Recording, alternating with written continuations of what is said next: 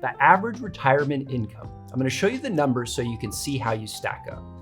We'll talk about what you can learn from these numbers to give you a successful retirement, but we'll also talk about why these numbers can be biased and distracting. I'll share what I see real-life successful retirees do, those that I've coached to and through retirement, to not just settle for average, but to maximize their retirement income.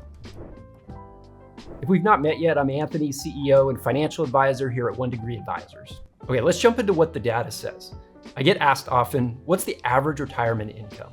And maybe you're wondering this for one of two reasons. You want to know how you compare to others, or you just want to know how to plan. So it's a valid question because knowing where you fit can be a good starting place for planning. Perhaps it's even comforting to know if you're ahead of other people, but how do you know if average will work for you? There are lots of reasons why the averages don't tell the whole story, at least not for you. So what is the average income? $75,200 per year for age 65 and over, and perhaps more usable data, the median income is $47,600. These are quite different because the averages are often skewed. I'll give you an example. Let's say you, me, and 7 friends are having dinner and we determine that our average income is $100,000. But then Elon Musk walks into the room and takes that 10th seat at the table. I read that he was projected to make $46 billion this year. Who knows? Whatever it is, our average income would skyrocket because of Elon, even though we are still making the same incomes. The median, on the other hand, is the specific income of the person directly in the middle of the group. Half are higher and half are lower. In 2023, the average monthly retirement income just from Social Security is $1,800. According to the Social Security Administration, Social Security benefits make up about a third of the income for those taking benefits, and that lines up fairly well with the overall averages. Now, here's where these surveys are a little biased, and I just want you to be mindful. Social Security can tell us what the average is because they have all the data. But when it comes to retirement income in total, retirees are taking income from all kinds of sources. For example, if you withdraw $10,000 from your savings account to live on, well, that's not captured on a tax return. So these average retirement figures are based on voluntary responses, and not all successful people are taking the time to complete these surveys. This is why the averages can be misleading to some extent. And more importantly, how do you know if average income is a fit for you? So let's look at some real life scenarios that should help. And that's our goal here. Along with my partner Alex, we started this channel, Retire Confidently, to help retirees like you really cut through that noise. Averages can be helpful, but your needs are unique. We want to give you practical retirement strategies that you can apply. And if you want to join us on this retirement journey, hit that subscribe button right now. I want to share 2 key things that I see successful retirees focus on to get the most out of their retirement income. That transition going from earning a paycheck and saving money to retirement when you start actually withdrawing money is a critical step. I've worked with hundreds of our clients over a couple decades to get them to and through retirement. So I'm sharing what's worked for them because let's face it, averages can be fine, but there's really a retirement crisis here in America.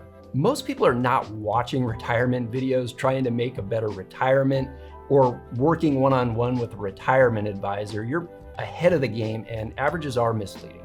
And for perspective, I'm basing this on those who have saved in the neighborhood of $1 million to $10 million for retirement, give or take. Before I jump into key number 1, I intentionally did not list save more as one of the keys.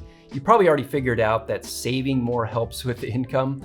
That's too easy though, and saving and investing are super important, so don't skip it. We're just not going to talk about it here. Key number 1 is successful retirees maximize their income by having cash on hand. Bonds also work here. In other words, successful retirees create a war chest with some safe, conservative money, but it's maybe not why you think. The real reason successful retirees keep cash in bonds is actually to make them better growth investors. This is investing in stocks or real estate. See, years ago, lifespans were shorter. People retired and they really just didn't live much longer. And today when you retire, let's just say you're 65, you're likely to live another 25 or more years. So growth is usually needed to at least outpace inflation. Prices double about every 23 years. But the thing is, stocks go down in value 27% of the time. So having a war chest of safe investments allows you to not sell your stocks when the market beats them down. Instead, you can use your stable cash and let stocks recover. And Alex further explained this in his recent video on if you should only invest in the S&P 500. You can check that out too. Key number 2 is proactive tax planning. I like to say there are 3 levels of tax planning, and I'm using that term planning very lightly, as you'll see here.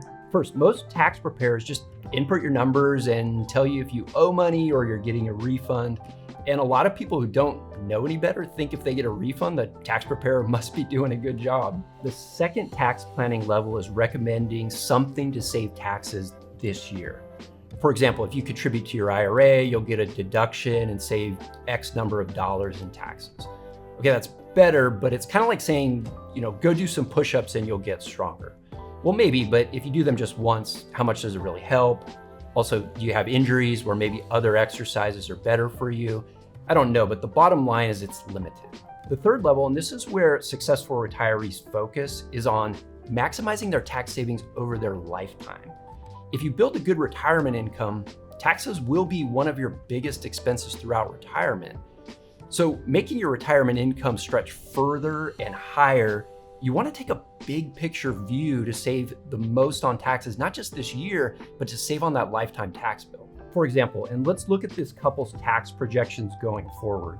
I've highlighted this tax valley, and this is where income taxes are projected to be lower.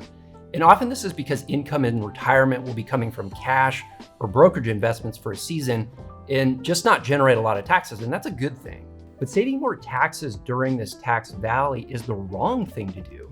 We actually want to take advantage of this. What we should instead consider is how to max out the low tax brackets with Roth conversions or something productive to take advantage of those tax valley years for long-term savings. It's counterintuitive because in the short term, it may actually increase taxes, but this way you can reduce future taxable income and those much higher tax brackets. Roth conversions are an example of what you could do here, but really it's about creating a tax-efficient retirement income strategy. You probably don't want to leave the IRS a tip.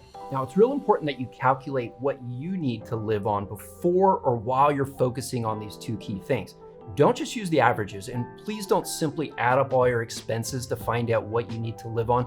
People almost always underestimate.